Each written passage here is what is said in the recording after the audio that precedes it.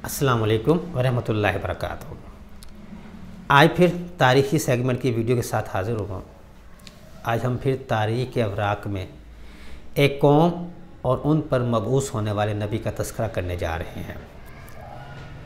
इस वीडियो को मैंने दो हिस्सों में तकसीम किया है। इस बार एक हिस्से में हम देखेंगे कि उस कौम और उनके नबी के बारे में कुरान पाक में अल्लाह तबारक तआला क्या इरशाद फरमा रहा है। यानी कि एक हिस्से में सिर्फ़ हम कुरान पाक के लिहाज से उस कौम के बारे में तज़किरा करेंगे और दूसरे हिस्से में हम जो तारीख़ की किताबें हैं उसके लिहाज से उसके बारे में तज़किरा करेंगे। जिसका पहला हिस्सा है जिसमें हम कुरान मजीद के हवालों के लिहाज से देखेंगे कि उस कौम के बारे में अल्लाह तबारक तआला क्या इरशाद फरमा रहा है, हम उसके बारे में बात करते हैं। आज जिस कौम का मैं तज़किरा करने जा रहा हूँ, तारीख़ की बहुत पुरानी कौम आद, और इन पर मबूस होने वाले नबी मोहतरम हज़रत हूद अलैहिस्सलाम, आज मैं उनका तज़किरा करने जा रहा हूँ। पहले हम देखते हैं कि कुरान पाक के लिहाज से कुरान पाक में क्या इनके बारे में बताया गया है, उसका तज़किरा करते हैं आज की वीडियो में, और इंशाअल्लाह अगले हिस्से में तारीख़ी किताबों के लिहाज से देखेंगे। सूरतुल अराफ आयत नंबर 65 से लेकर 72 तक बड़ा तफसीलन इस कौम का और हूद अलैहिस्सलाम का तज़किरा किया गया। उन आयात का जो मफ़हूम है वो मैं आपके सामने रखता हूँ। उन आयात के मफ़हूम से हमें पता लगता है कि खुदा तबारक तआला फरमाते हैं, और हमने कौम आद की तरफ इनके भाई हूद को भेजा। उन्होंने फरमाया अपनी कौम से कि ए कौम, तुम अल्लाह की इबादत करो, इसके सिवा तुम्हारा कोई माबूद नहीं। क्या तुम नहीं डरते? और इन कौम में जो बड़े थे और जो लोग काफिर थे, उन्होंने कहा हम तुमको कम अक्ली में देखते हैं और हम बेशक तुमको झूठे लोगों में समझते हैं। ये कौम के अल्फाज थे। उसके जवाब में हज़रत हूद अलैहिस्सलाम ने फरमाया कि ए मेरी कौम, मुझ में ज़रा भी कम अक्ली नहीं है, लेकिन मैं परवरदिगार आलम का भेजा हुआ पैगम्बर हूँ। तुमको अपने परवरदिगार का पैगाम पहुँचाता हूँ और मैं तुम्हारा ईमानतदार और खैर ख्वाह हूँ। क्या तुम इस बात पे तअज्जुब करते हो कि तुम्हारे परवरदिगार की तरफ से तुम्हारे पास एक ऐसे शख्स की मार्फत जो तुम्हारी ही जिन्स का है कोई नसीहत की बात आ गई है, ताकि वो शख्स तुमको डराए और तुम ये हालत याद करो कि अल्लाह ने तुमको कौम नूह के बाद जानशीन बनाया और डेल और डोल में फैलाया, ज़्यादा दिया। सो अल्लाह की नेमतों को याद करो और तुमको फलाह हो। यह हूद अलैहिस्सलाम ने उनको फरमाया। उसके जवाब में फिर वो क्या कहते हैं? उन्होंने कहा आपके हमारे पास इस वास्ते आए हैं कि हम सिर्फ़ अल्लाह की इबादत करें, और हम सिर्फ अल्लाह की इबादत करें जिनको हमारे बाप दादा पूजते थे, और इनको छोड़ दे। बस हमको जिस अजाब की तुम धमकी देते हो इसको हमारे पास मंगवा कर दिखाओ अगर तुम सच्चे हो तो। यानी कि उन्होंने चैलेंज किया हज़रत हूद अलैहिस्सलाम को कि अगर तुम सच्चे हो तो जिस अजाब के बारे में हमें बताते हो वो अजाब मंगवाओ।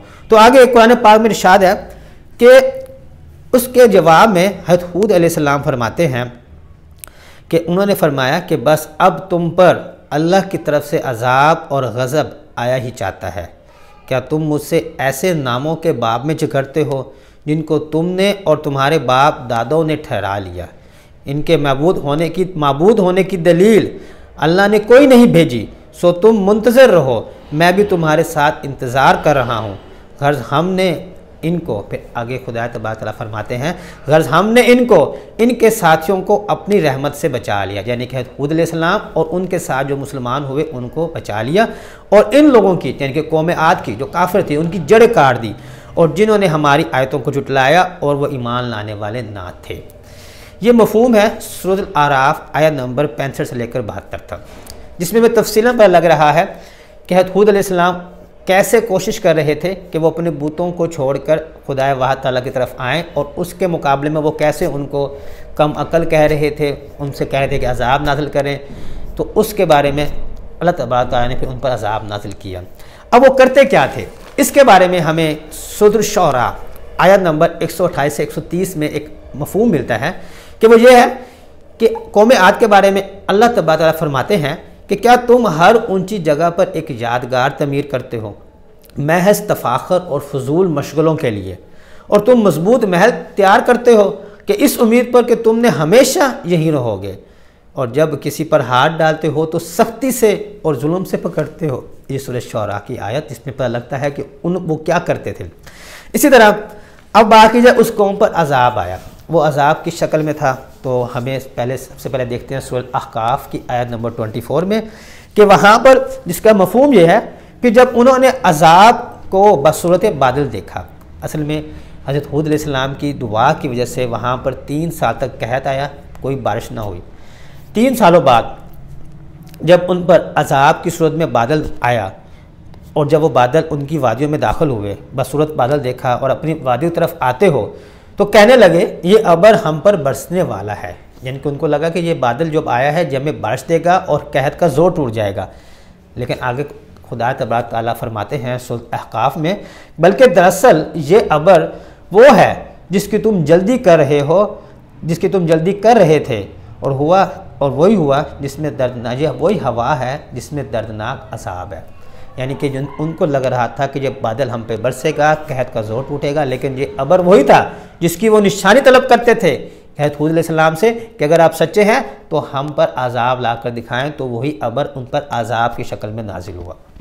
اسی طرح سورۃ الذریات آیت نمبر 41 اور 42 میں ہمیں اسی عذاب کے تسلسل میں ایک ملتا ہے مفہوم ہے کہ خدا تبارک تعالیٰ فرماتے ہیں کہ اسی طرح عادیوں میں جب ہم نے ان پر بغیر خیر و برکت سے خالی آندھی بھیجی تو وہ جس چیز پر گرتی تھی اسے بوسیدہ ہڈیوں کی طرح چورا چورا کر دیتی تھی، یعنی کہ آندھی کی ہواؤں سے ان کو توڑ پھوڑ کے رکھ دیا، جو خدا تبارک تعالیٰ سے عذاب تھا۔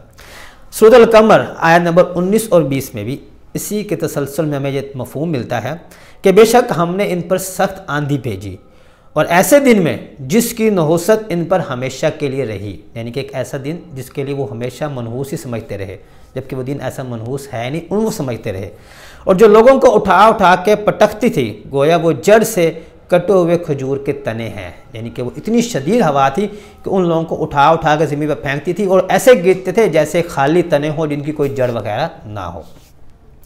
اور اسی عذاب کے تسلسل میں سورۃ الحاقہ آیت نمبر 6 سے 7 میں بھی ہمیں یہی مفہوم ملتا ہے، اور عاد بے حد تیز و تند ہوا سے غارت کر دیے گئے، جیسے ان پر لگاتار 7 رات اور 8 دن تک مسلط رکھا، پس تم دیکھتے کہ یہ لوگ زمین پر اس طرح گر گئے جیسے کھجور کے کھوکھلے تنے ہوں، یعنی کہ ان پر جو عذاب نازل ہوا وہ آندھی تیز ہوا کی صورت میں ہوا، جو ہوا ان کو اٹھا اٹھا کے پٹکتی تھی۔ یہ ہمیں آیات کے مفہوم سے پتہ لگتا ہے۔ اس کے علاوہ سورۃ البراءۃ، ابراہیم، سورۃ فرقان، عنکبوت، قاف، صاد، حام میم سجدہ، سورۃ الہود اور النجم میں بھی قوم عاد کے بارے میں تذکرہ ملتا ہے، جو اسی طرح ہی ہے میننگ جیسے میں نے آپ کو مفہوم بتا دیا۔ انشاءاللہ ہم اگلے حصے میں دیکھیں گے کہ تاریخی کتابوں میں اس کے بارے میں ہمیں کیا ملتا ہے۔ یہ پہلا حصہ ہے جس میں آپ کو بتایا گیا کہ قرآن پاک میں قوم عاد اور حضرت ہود علیہ السلام کے بارے میں کیا بتایا گیا۔ ملتے ہیں اگلی ویڈیو میں انشاءاللہ۔ اللہ حافظ۔